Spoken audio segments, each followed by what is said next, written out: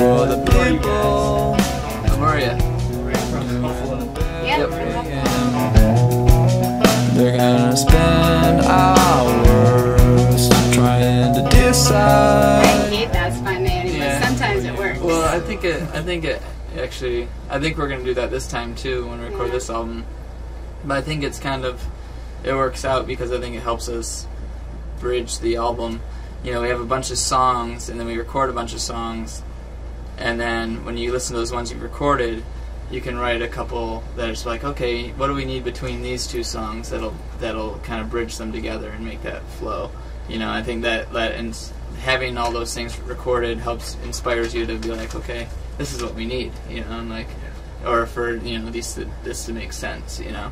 I think a lot of the times too, like for us as a band at least, like it took us 4 years to put out Get Better, like, and you know this will be 2 years, and for another full LP, you know, it's such we a recorded like, that and Get Better in 2007, so we're recording this in 2010. Yeah, 3 years. I guess it's just for us like an album is a document of like a large amount of time, and to like what Alex was saying, like you have these songs that you write in that amount of time that you kind of either save for an album or you kind of get like this story that you want to tell in your, you know, in your music, and like I think that a big part of that is just piecing it together, and then like those tiny little things, like tiny riffs that you've been working on for 3 years that somehow come together the night before you record. Like I think it just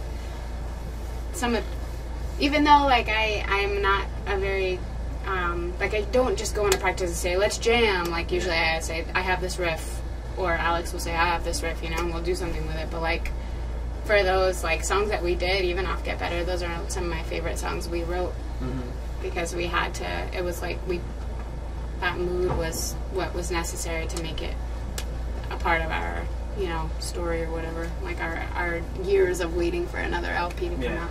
Have songs come out of jam sessions at all? Or? Yeah. I mean, like, of course, like, we'll just be fooling around and, you know, something will sound cool and we'll go with it. But for the most part, I think just the way we work individually, we usually have, like, something written, some part, some, you know, drum beat or bass line or whatever, and we kind of just, over time, piece it together. I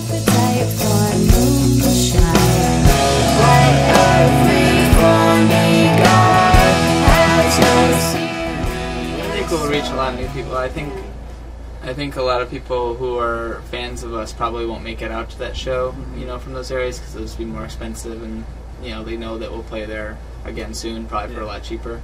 I think it'll just be just playing to a lot of new kids, and hopefully they'll be into it. You know, like I feel like Newfound Glory fans aren't what Newfound Glory fans were like, you know, when they first started. You know, when Newfound Glory first got started, I thought of like, okay, like high school kids, but now those high school kids are you know, in their mid-20s and stuff like that, and I feel like people of that age have more eclectic taste. You know, I think people at these shows hopefully will be able, you know, accepting of different kinds of music and stuff. So.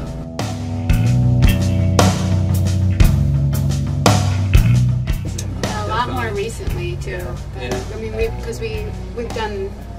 been doing more tours of bands that I don't think we generally like fit with, you know, or like headlining bands that we are support for. So it's completely new crowd. Even like when we played with Screeching Weasel, like, you know, 1,200 people at that. I heard. Yeah, the biggest show we've ever played, you know. But like it's vibe and emotion of a crowd who's never heard you can sometimes suck your energy out. But I think we can kind of gauge that energy still off of each other, you know. If I see that the crowd isn't responding the way that they would maybe normally if we played in front of a crowd that wanted to see us, like I can look at Alex or Kyle, you know, and like, or like close my eyes for a little bit, but like sometimes it's hard to keep that energy up. I think especially as somebody who has to sing and talk and, you know, just if I'm not getting energy from the crowd, I'm going to try to get it from my bandmates, which is, I guess, more important. So, like, I also feel like in venues that size, also like you can't really even see the crowd. So it's like even if people are into it, like it kind of sucks the energy out. Like just being that distant. Not to say that it's not fun, 'cause it's incredible, but like it's just crazy to think that like not being like that little bit of gap between you and not like the really bright lights, like you can't see even if people are liking you. So I feel like you do have to draw a lot of energy from the music and off of each other. It's a lot different than playing in a basement. My favorite is when I see people yawning, I smile at them.